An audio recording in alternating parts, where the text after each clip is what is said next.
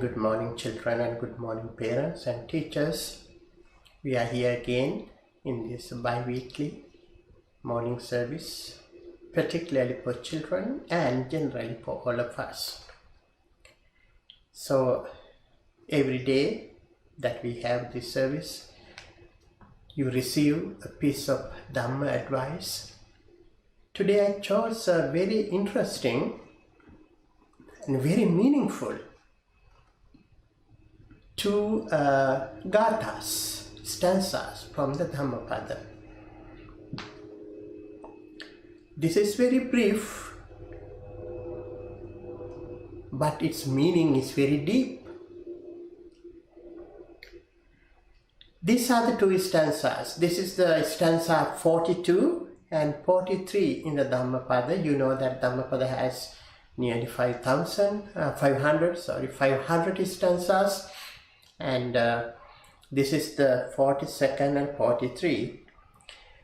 Diso disang yantang kaira veri vapana verinang micha panhitang chittang papiyonang tatokare. Next one.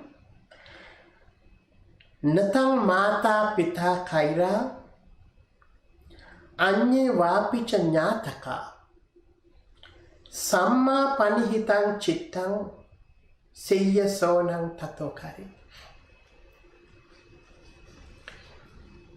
What a beautiful and meaningful expression these two stanzas contain.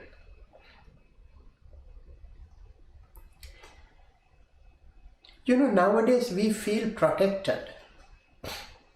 When you live inside, we have a security system. We have alarms, we have cameras, so that we feel that we are protected. I am protected.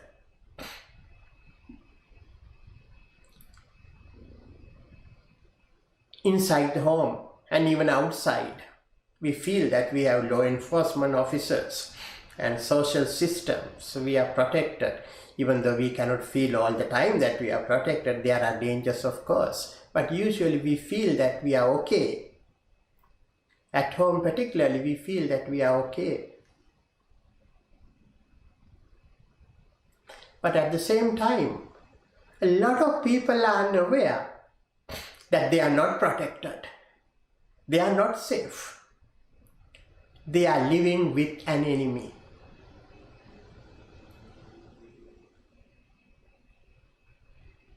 While others feel that they are protected, and of course they are protected because they are living with a friend.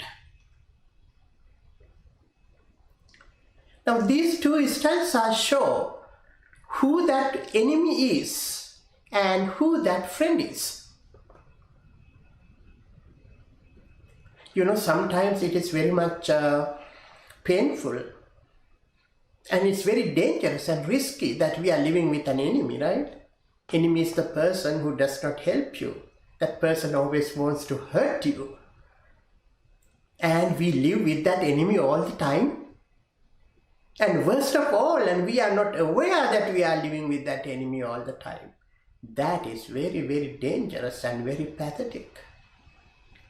Some people live their whole life from birth to death with that enemy.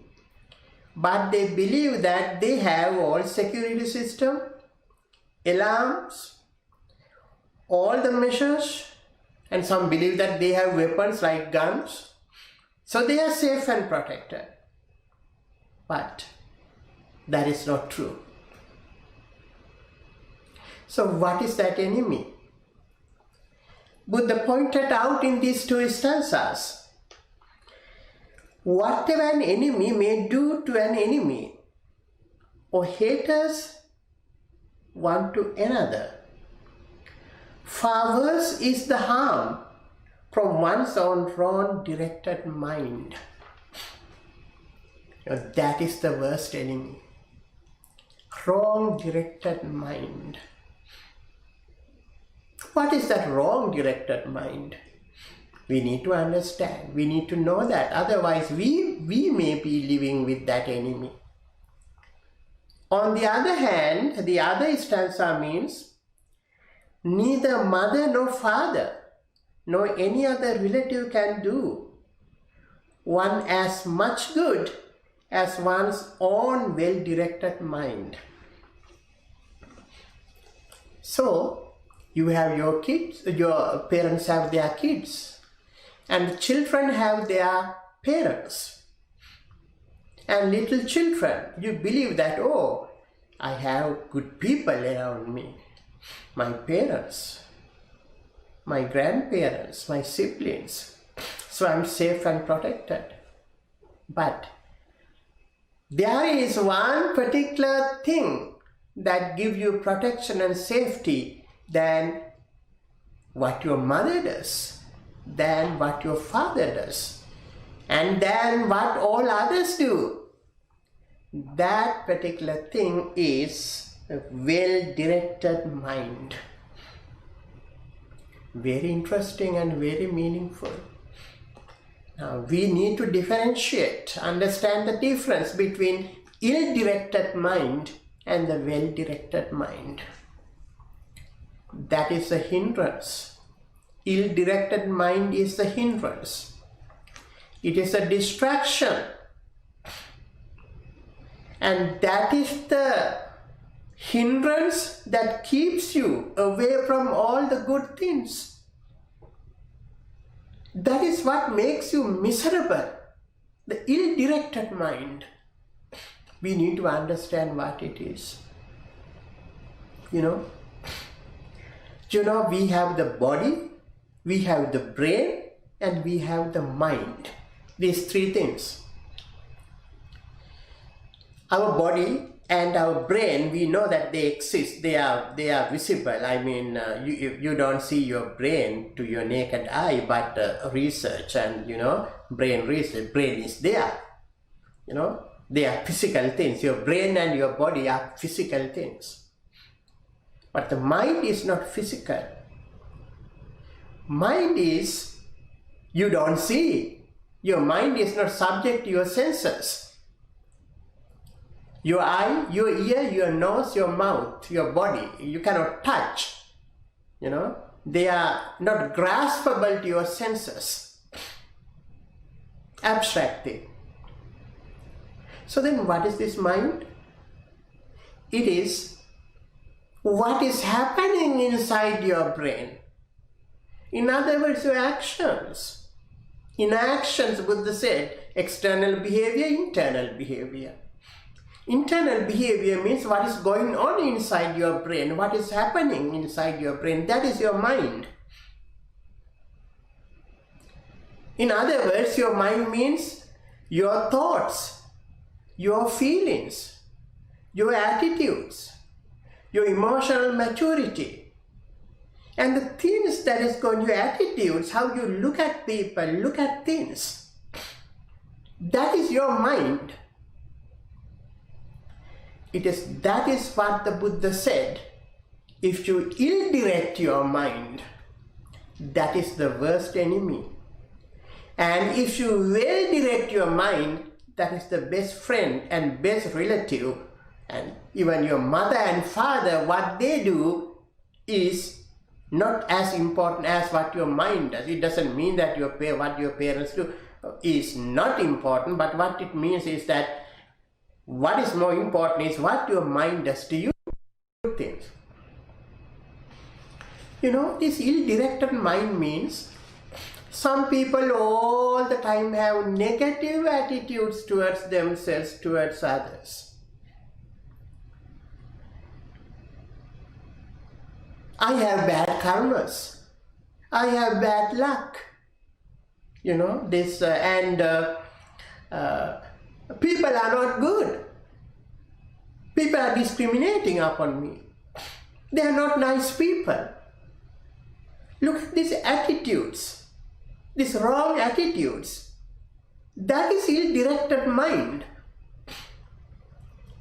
And some people are always complaining and finding fault with others, blaming others, criticizing others. That is ill-directed mind. You criticize and you blame others because you are not happy with yourself. So your mind is not happy, it's ill-directed. Sometimes people are always angry, the way they talk, the way they express ideas, all the time grumbling, accusing, complaining. That is ill-directed mind. They all come from this ill-directed mind. Some people are revengeful. They don't let things go, but always keep in this mind and looking for the right time to hit back and retaliate. That is ill-directed mind. That is corruption. Your mind is corrupt. I think I have taught this Dhamma for the first stanza to my Sunday school children. Manasache paduttena bhasati va karoti va tatonang dukkhamanmeti. Whatever you do or say with that corrupt mind, dukkha, suffering, sadness, misery follows. Its opposite is manasache pasannena bhasati va karoti va tatonang sukhamanmeti. When you do or say something with a pleasant mind, happiness, satisfaction follows. Therefore, we have to be mindful about our mind. Mindful about how our mind behaves, our inner thoughts, feelings and attitudes, our mental actions. And always be mindful that I am not breeding this enemy within me. We can do that. Mind can change the brain. The mind can change the body. Research show that when you develop kindness and meditation, calmness, the forefrontal cortex of your brain starts shining. That means that you have brought about some permanent changes to your brain. Mind can change that. Not only humans, but even animals can do that. Last Sunday, we finished our chanting here and I just opened this front door and I looked outside. Our elderly dog, Sati, he's a senior citizen now. So he ran very fast towards this Vihara area. And he ran fast. I saw there's an animal like a cat or something. So I saw from a distance. I thought this Sati was running there to attack that. So I ran there too. I started running there. But he came there and he stopped. That was not a cat. That was, a small kind of an animal. It's not a raccoon, but a smaller one. So they live here in neighborhoods and on trees like that. So he ran there, he went there. He looks like a little bit younger, like a baby animal. So Sati stopped there, just looking at him. He did not bite. He did not attack. He just was looking there. And he was, these animals are territorial. So maybe he wanted that animal to leave. We don't know. But that animal left. I was watching as I was going. But Sati did not attack. That is because this animal, Sati, has followed us. That Sati knows that we don't attack animals, we don't hurt others, we are kind to others. And you children, all the time come here. When you see these dogs, you always express your kindness and love towards these animals. So they have cultivated these new thoughts, new attitudes. In the same way I love my life, these other animals also love their life. So I should not attack other animals. Look at that brain change that these animals, this Sati has brought. Some dogs are ferocious, angry, attacking. That's because what they see and what they have experienced, that gives these negative thoughts, these angry thoughts like that. Why I gave this example to you to show that not only humans, but animals also can change their brain, can bring about good thoughts, then cultivate good thoughts within them. So it's very, very important that whatever we do, this is primary. This is not secondary to you. So that always keep good thoughts with you. With whom should you keep good thoughts? First we start with people whom you live with. So your amma and tata, your akka, ayya, malli, nangi, your family members. And your siya, achi, if they, siya and achi, if they live with, so if you live with them, your grandparents, your parents, your siblings, and your pets. So that is where first you have to sow the seeds of these good thoughts. Always talk to them. The thing is that once you cultivate these good thoughts, you automatically express these good thoughts. How do you express good thoughts? With a smile, with greeting, with nice words, with pleasant communication. So this is how we express these good thoughts. Then your mind is not corrupt. Your mind is better. You are trying to make your mind pure. That is your best friend. So that best friend can do you a lot for your physical well-being, for your mental well-being, for your material success, your educational success, the path you have chosen to go to the very end of that. So that good mind, those good thoughts is your best friend. Always keep that in your mind and always practice. So having said that, it is time for us to wind up today's discussion, and we will meet again after 2 weeks. Sunday after 2 weeks. Until then, all the best to you. May the Buddha, Dhamma and Sangha bless you, and may they always protect you. May you be well, happy and peaceful. Sadhu, sadhu, sadhu.